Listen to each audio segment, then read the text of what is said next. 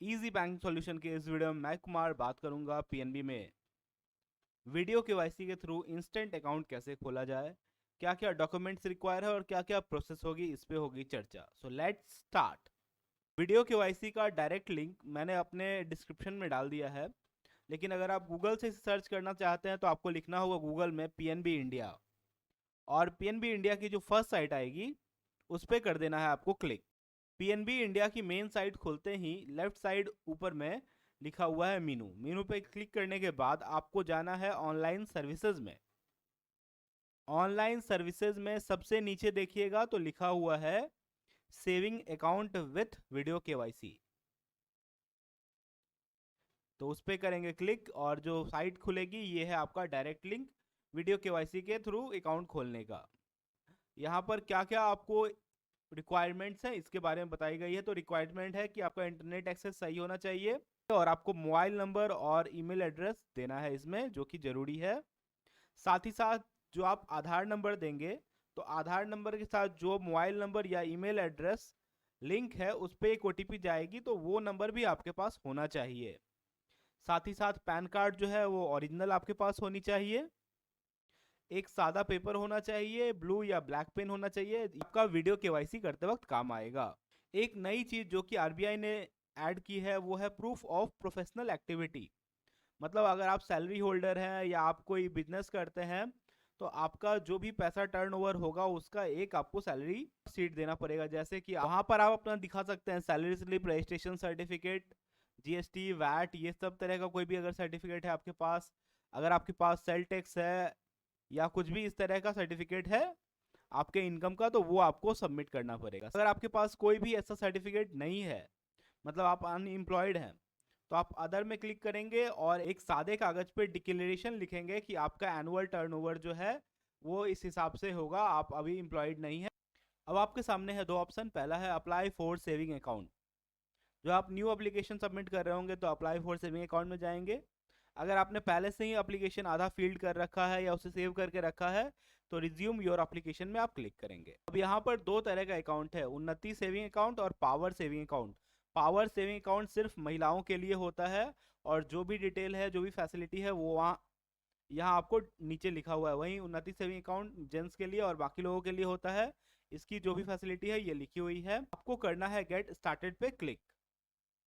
यहाँ पर सारा टर्म कंडीशन जो भी है ध्यान रखेंगे कि वीडियो केवाईसी के थ्रू उन्हीं का अकाउंट खुलेगा जिनके पास आधार कार्ड, पैन कार्ड दोनों होगा और वो 18 साल से ज़्यादा के होंगे, इंडियन टैक्स रेसिडेंट होंगे और इंडिविजुअल अकाउंट खुलवाना चाहेंगे, मतलब सिंगल अकाउंट खुलवाना चाहेंगे तब। इसके साथ ही साथ आपका किसी भी बैंक में जनधन अकाउंट नहीं होना चाहिए। अगर आपका किसी भी बैंक या किसी भी ब्रांच में जनधन अकाउंट है तो उस अकाउंट को आपको बंद करवाना पड़ेगा। यहाँ आई एग्री पे क्लिक करना है आपको और प्रोसीड कर देना है। इसमें आपको डालना है आपका मोबाइल नंबर और ईमेल एड्रेस। ध्यान रखिएगा कि ये मोबाइल नंबर आपका एसएमएस अलर्ट के लिए एक्टिवेट हो जाएगी और ये ईमेल एड्रेस भी आपका बैंक में सेव हो जाता है। फिर आपको क्लिक कर देना है अप्रूव पे। अप्रूव पे क्लिक करने के बाद आपके मोबाइल पे एक ओटीपी आएगी, उस ओटीपी को यहाँ पर डालकर वेरीफाई एंड प्रोसेस पे क्लिक कर देना है। यहाँ आपको आपका पैन नंबर और आधार नंबर देना है और बाकी दोनों टिक बॉक्स में टिक करने के बाद प्रोसेस पे क्लिक कर देना है। क्लिक करने के साथ ही आपके आधार कार्ड से जो मोबाइल नंबर जुड़ा हुआ है उस मोबाइल नंबर पे जाएगी ओटीपी, तो उस ओटीपी को यहाँ आपको सबमिट करना पड़ेगा। ओटीपी डालने के बाद वेरीफाई एंड प्रोसेस पे यहाँ पर क्लिक कर देना है। अब आपकी आधार कार्ड में जो भी डिटेल है वो सारी डिटेल यहाँ फेच कर ली जाती है। आपका नाम, डेट ऑफ बर्थ, एड्रेस, सारा चीज़ ही यहाँ पर फेच हो जाता है और फेच करने के साथ ही अकाउंट ओपनिंग का प्रोसेस भी शुरू हो जाता है।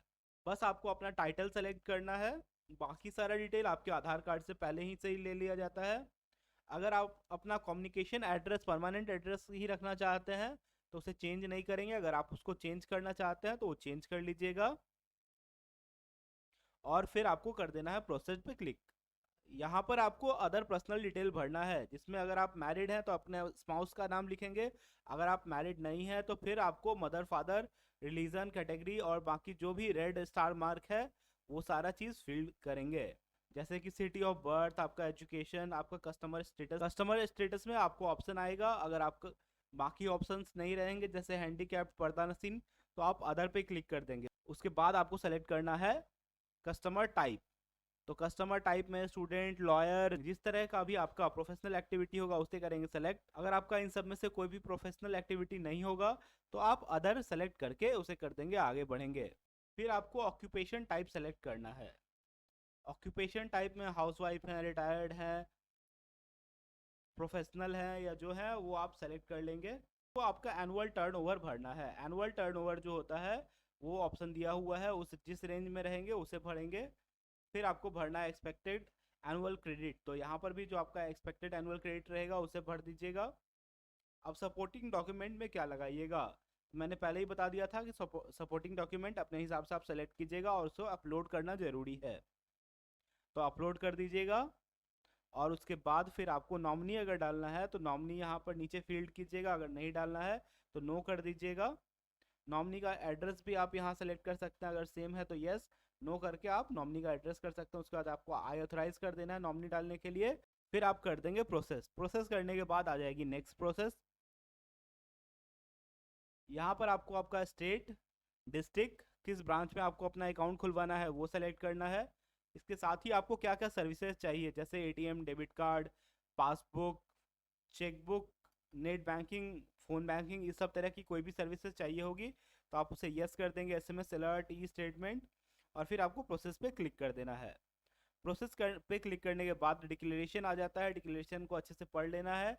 और फिर नीचे दिया हुआ है आई एग्री पे क्लिक करेंगे और उसके बाद अब आपके सामने आ जाती है दो ऑप्शन। अगर आपने किसी भी अदर बैंक में वीडियो केवाईसी के थ्रू अकाउंट नहीं खुलवाया है तो आप फर्स्ट ऑप्शन सेलेक्ट करेंगे, जिससे कि आपका अकाउंट इंस्टेंटली आपको मिल जाएगा, अकाउंट नंबर और कस्टमर आईडी आपको इंस्टेंटली मिल जाएगा। वहीं अगर आपने किसी भी अदर बैंक में वीडियो केवाईसी के थ्रू अकाउंट खुलवाई है तो आपको सेकंड ऑप्शन सेलेक्ट करना है और फिर सबमिट करना है। इसमें आपका आरबीआई के थ्रू जो भी ऑडिट होगा आपके अकाउंट का ऑडिट किया जाएगा और फिर आपका केवाईसी किया जाएगा। फिर आपको उसके बाद 12 वर्किंग आवर के बाद आपको आपका अकाउंट नंबर और कस्टमर आईडी दे दिया जाएगा। करने के बाद करेंगे सबमिट। सबमिट करने के साथ ही आपका प्रीव्यू एप्लीकेशन का ऑप्शन आता है, जिसमें कि आपने जो भी भरा है उसको एक बार आप अच्छे से चेक कर लेंगे। अगर आपको कुछ सही करने की जरूरत लगता है तो उसे कर देंगे सही, नहीं तो फिर आप कर देंगे सबमिट। और सबमिट करने के साथ ही जो आपका अकाउंट नंबर है और कस्टमर आईडी है वो अगर आपने इंस्टेंटली सेलेक्ट किया है तो वो आपको तुरंत ही आ जाएगा। देखिए यहाँ पर अकाउंट नंबर और कस्टमर आईडी आ गई है, किस किस ब्रांच के लिए मैंने सेलेक्ट किया था वो भी आ गई, उसका एफएससी कोड भी आ गया।